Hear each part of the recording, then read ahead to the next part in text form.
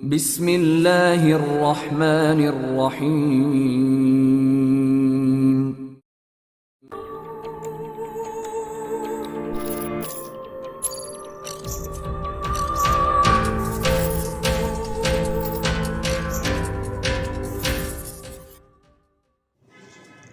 अस्सलाम वालेकुम दोस्तों। Pak Asia mission Imran series novel by Zaheer Ahmed. अगर आपने अभी तक हमारे चैनल जासूसी दुनिया को सब्सक्राइब नहीं किया तो सब्सक्राइब करें और बेल आइकन पर क्लिक कीजिए।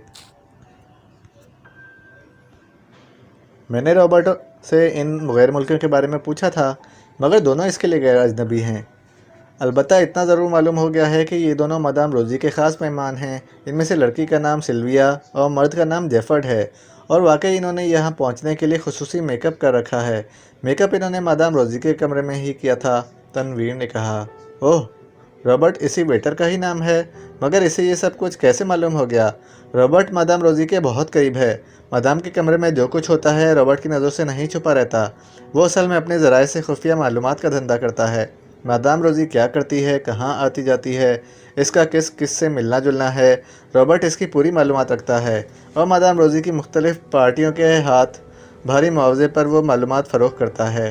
तनवीर ने जवाब देते हुए कहा, इस लिहाज से तो रॉबर्ट भी हमारे लिए कम अहम आदमी नहीं है। बहरहाल अब हमें नुमानी और सिद्दीकी का इंतज़ार नहीं करना, फिर हमें मदाम रोज़ी से मुलाकात करनी है, रॉबर्ट से बात करनी है। वो इस सिलसिले में हमारी क्या मदद कर सकता है? जूलिया ने सर झटकते हुए कहा, आप ये मशरूब पी लें, मैं और मशरूब मंगवाने के बहाने रॉबर्ट से बात करता हूँ। तनवीर ने कहा, और जूलिया ने सर हिलाते हुए गिलास उठा लिया और मशरूब इस अंदाज में पीने लगी जैसे वाकई शराब पी रही हो। तनवीर ने भी गिलास खाली किया और करीब से गुजरते हुए रॉबर्ट को और मशरूब लाने का कहकर एक ख़ास इशारा करते हुए अपनी जगह से उठ खड़ा हुआ। कहाँ जा रहे हो?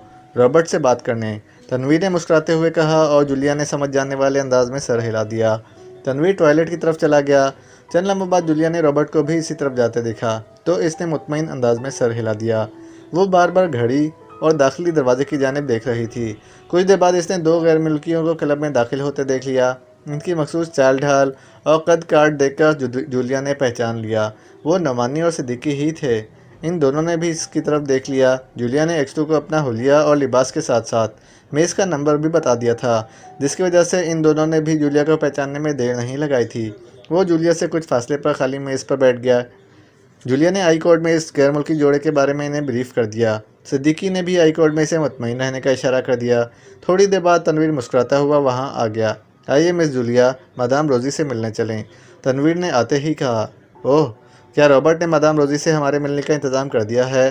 हाँ, आप आइए, रॉबर्ट हमें खुद ही मदाम के पास ले जाएगा और मैं इससे बातचीत करूँगा, तनवीर ने कहा, और जूलिया सर हिलाती हुई उठ खड़ी हुई। क्लब के अंदरूनी हिस्से की तरफ जाकर वो बाईं तरफ बनी हुई एक राहदारी में मुड़ गए। हम मादाम से मंशियात की एक बहुत बड़ी डील करने जा रहे हैं।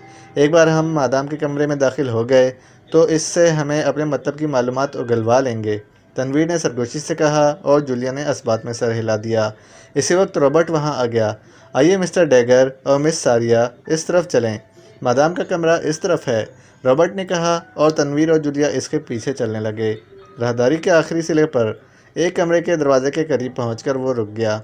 इसने दरवाजे पर 3 बार मखसूस अंदाज में दस्तक दी और ख़ुद ही दरवाज़ा खोलकर इन्हें वहीं रुकने का इशारा करके अंदर चला गया। आपके पास रिवॉल्वर है ना? तो तनवीर ने जूलिया से पूछा, और जूलिया ने इस बात में सर हिला दिया। चंद लम्हों बाद रॉबर्ट मदाम रोज़ी के कमरे से बाहर निकला और इसने इन दोनों को अंदर जाने का इशारा कर दिया। दोनों सर हिलाकर कमरे में चले गए। कमरा दफ्तरी तर्ज पर सजा हुआ था। एक बड़ी सी दफ्तरी मेज़ के पीछे एक 30-35 साला गैर मुल्की औरत बैठी हुई थी, जो शक्ल सूरत से ही बेहद तेज़ तर्रार और खुराट नज़र आ रही थी। मादाम, ये मिस्टर डैगर और ये इनकी साथी मिस सारिया हैं, और आप इस क्लब की मालिका मादाम रोज़ी हैं। रॉबर्ट ने मादाम रोज़ी से तनवीर और जूलिया का, और तनवीर जूलिया का मादाम रोज़ी से तारुफ़ कराते हुए कहा। मादाम रोज़ी गहरी नज़रों से इन दोनों को देख रही थी। इसने इन दोनों को बैठने का इशारा किया और रॉबर्ट को इनके लिए मशरूब लाने को कहा। वेल मिस्टर डैगर, रॉबर्ट बता रहा था कि आप सनाका से स्पेशल TW की बहुत बड़ी खेप लाए हैं, क्या ये दुरुस्त है? रॉबर्ट के बाहर जाने के बाद मादाम रोजी ने तेज़ नज़रों से तनवीर की जानिब देखते हुए पूछा, ये सच है मादाम? TW की बहुत बड़ी खेप हमारे पास मौजूद है, जिसके लिए हमें किसी ऐसी पार्टी की तलाश है जो ना सिर्फ इस खेप को आसानी से ख़रीद सके बल्कि इसे संभाल भी सके। तनवीर ने कहा, कितनी मकदार और इसकी क्वालिटी किस ग्रेड की है? 10-10 किलो के 1000 पैकेट हैं। क्वालिटी A+ ग्रेड है। A+ ग्रेड क्वालिटी की इतनी मकदार, इतनी बड़ी मकदार आप लोगों ने यहाँ?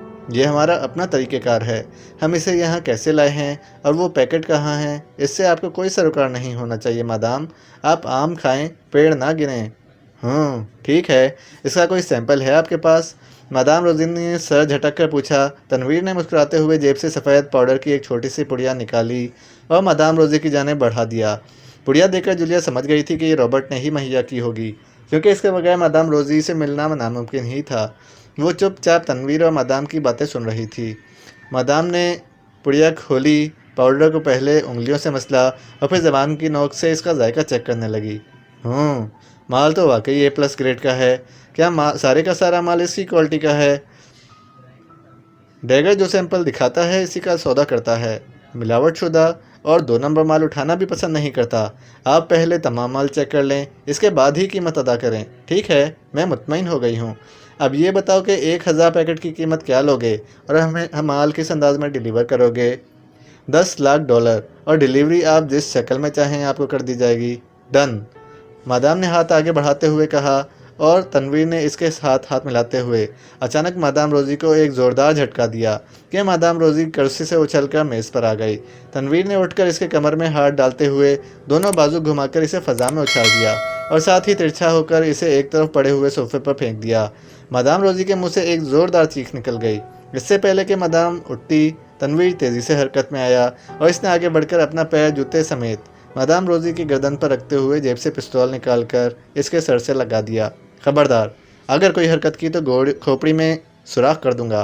तनवीर ने हलक के बल गुर्राते हुए कहा। ये सब कुछ पलक झपकने में हो गया था। मादाम रोजी को कुछ सोचने का मौका ही ना मिला था। इसे हरकत करता देखकर जूलिया उठी और इसने कमरे के दरवाजे पर चुटकनी चढ़ा दी। क्या मतलब? ये तुम क्या कर रहे हो? मादाम रोजी ने हैरत भरे लहजे में, भिचे भिचे लहजे में पूछा।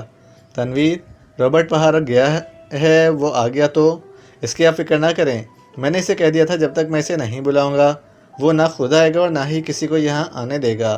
तब ठीक है, इसे छोड़ दो, मैं इससे बात करती हूँ, जूलिया ने कहा और तनवीर ने इसकी गर्दन से पैर हटा लिया।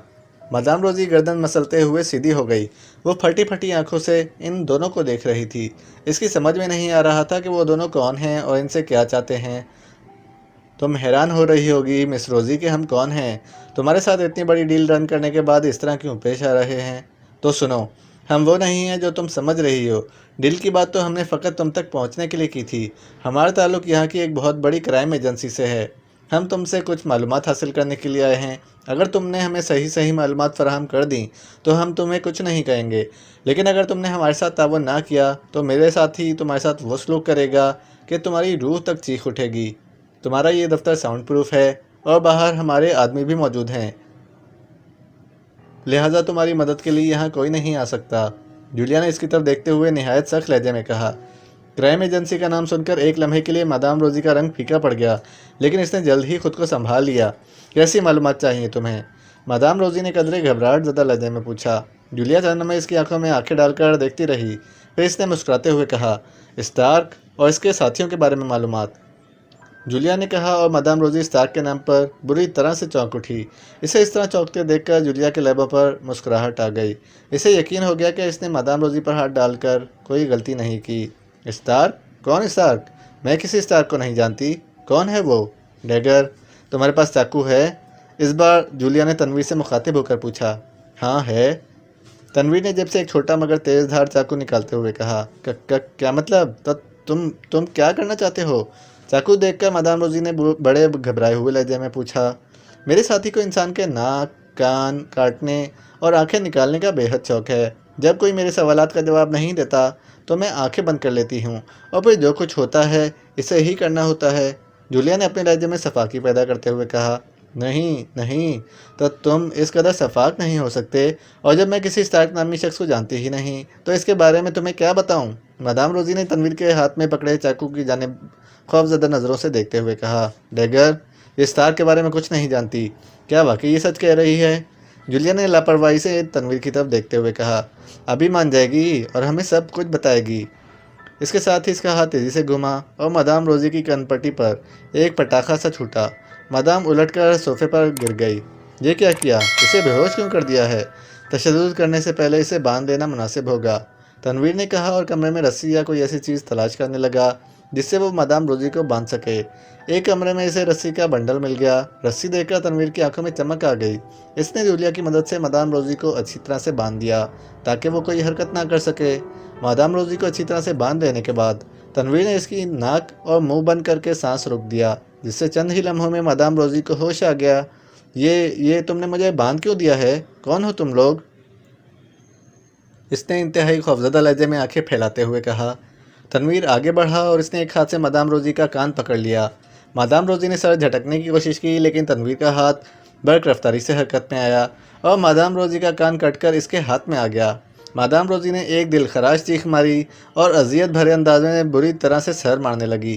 कटे हुए कान से खून नहायत तेज़ी से निकलकर इसके कंधे और कपड़े भिगो रहा था। इसका दूसरा कान भी काट दो, जूलिया ने सफाकी से कहा, शायद खौफ और तकलीफ़ की वजह से। मादाम रोजी का चेहरा बुरी तरह से बिगड़ गया था। जूलिया का सफाकाना हुक्म सुनकर वो फिर ज़ोर ज़ोर से सर मारने लगी। तनवीर ने मादाम रोजी का सर बालों से पकड़ लिया। नहीं नहीं, रुक जाओ, फॉर गॉड सेक रुक जाओ, इसने बुरी तरह से चीखते हुए कहा, मगर तनवीर को इस पर कोई तरस ना आया। इसने मादाम का दूसरा कान भी काट दिया। मादाम के हलक से निकलने वाली दर्दनाक चीखों से कमरा गूंजने लगा और फिर इसका सर एक तरफ धड़क गया।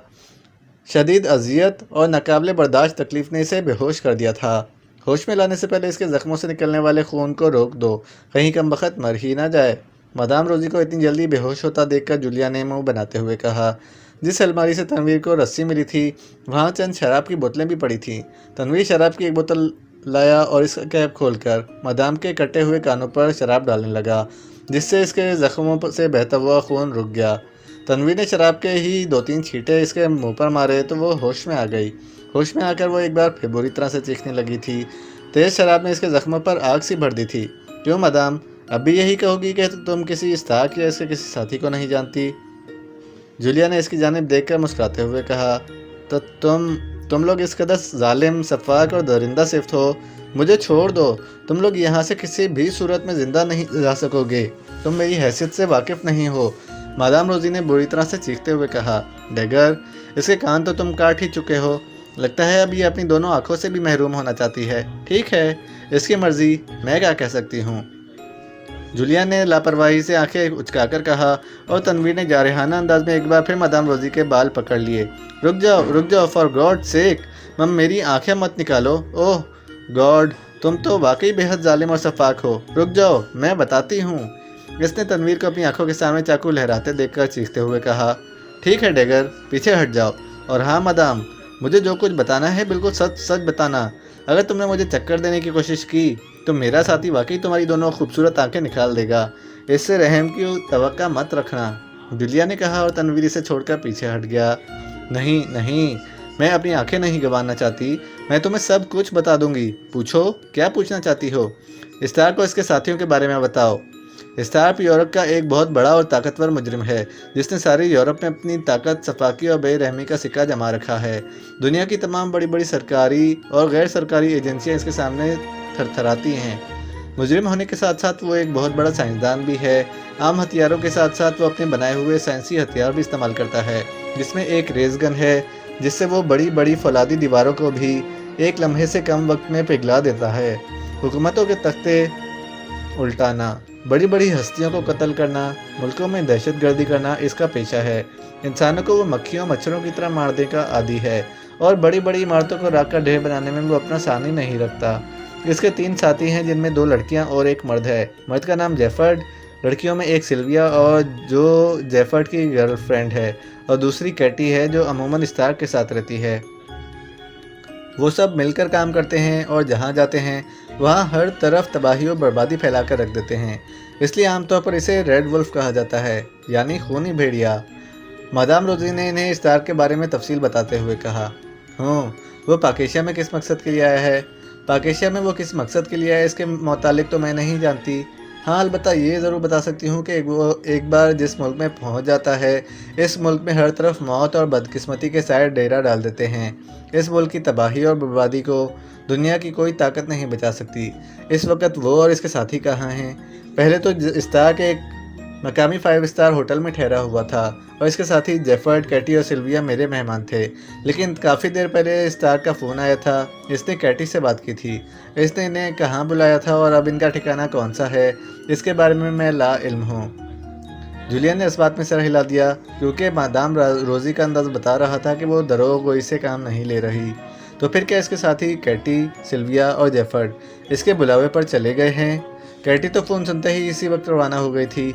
अलबत्ता जेफर्ड और सिल्विया कहीं सैर करने के लिए बाहर निकले हुए थे। कैटी अगर बाहर से इन्हें साथ ले गई हो तो इसके बारे में मैं कुछ नहीं कह सकती। क्या कैटी, सिल्विया और जेफर्ड अपने असल रूप में हैं या इन्होंने मेकअप कर रखे हैं? जूलिया ने इसकी सच्चाई जानने के लिए किसी ख्याल के तहत पूछा। वो सब यहाँ किस मिशन के लिए आए हैं? इसलिए जाहिर है अपने असली हुलिये में कैसे रह सकते हैं? वो मेकअप में ही हैं, मगर गैर मुल्की मेकअप में, मादाम ने कहा, और इसने कैटी, जेफर्ड और सिल्विया का हुलिया भी बता दिया। और जूलिया इसकी बातों से मुतमईन नज़र आ रही थी, क्योंकि मादाम रोजी ने इन्हें जो हुलिया बताए थे इनमें जेफर्ड और सिल्विया का वही हुलिया था जिन्हें तनवीर और जूलिया ने हॉल में देखा था और जिनकी निगरानी के लिए वो सिद्दीकी और नुमानी को छोड़ आए थे। थैंक यू मादाम रोजी, तुमने हमारे साथ ही वाकई तावन किया है। अब आखिरी बात बता दो, अगर स्टार के इसके साथियों के साथ तुम्हारा रब्ता करना हो तो क्या करोगी? मुझे इनके साथ रब्ता करने की कोई ज़रूरत नहीं है। इन्हें अगर ज़रूरत होगी तो वो खुद मुझे कॉल कर लेंगे। ठीक है तनवीर, मेरा ख्याल है कि मादाम ने हमें जो कुछ बताया है वही हमारे लिए काफ़ी है।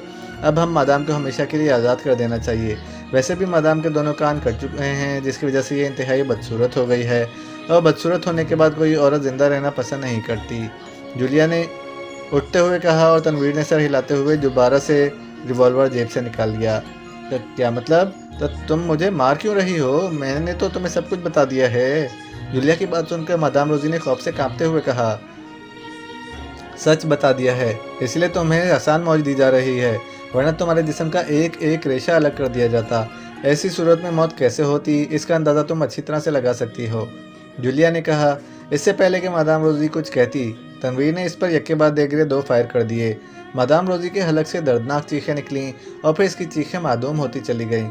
मेरा ख्याल है कि हमें चीफ को यहीं से रिपोर्ट दे देनी चाहिए, जैसा आप मुनासिब समझें, तनवीर ने कंधे उचकाकर कहा, और जूलिया उठकर मादाम रोजी की टेबल की तरफ आ गई, जहां कई फ़ोन इस सेट रखे हुए थे। इसने एक फ़ोन सेट अपनी तरफ खिसकाया ही था कि इसी वक्त फ़ोन का बज़र अपनी करख्त आवाज़ में चीख उठा। जूलिया ने चौंक कर पहले तनवीर और फिर मादाम रोजी की जानिब देखा। फिर कुछ सोचकर इसने फ़ोन का रिसीवर उठा लिया। Red wolf. दूसरी जानिब से एक दरिंदे की खौफनाक आवाज़ सुनाई दी। इस आवाज़ को सुनकर जूलिया यकबारगी सर से पैर तक कांप कर रह गई।